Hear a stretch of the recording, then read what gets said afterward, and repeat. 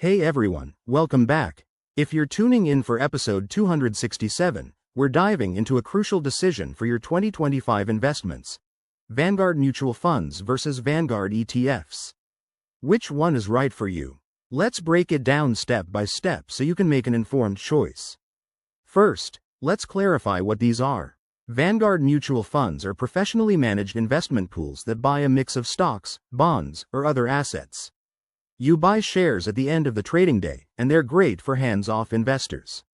Think of them as a set-it-and-forget-it option. On the flip side, Vanguard ETFs, or exchange-traded funds, are baskets of assets that trade on stock exchanges just like individual stocks. This means you can buy or sell them throughout the day at market prices. They're often praised for their flexibility and lower costs. Now, let's compare the key differences. Expense ratios are a big one. ETFs typically have lower fees, which can save you money over time, especially in a volatile market like 2025 might bring.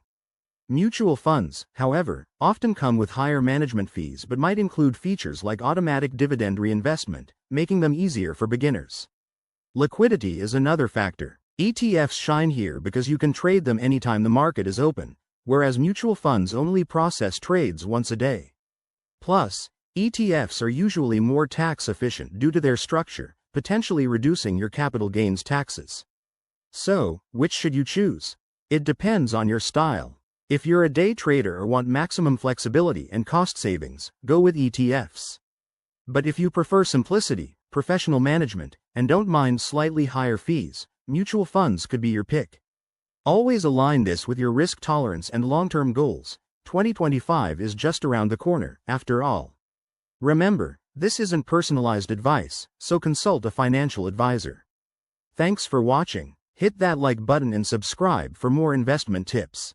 See you next time.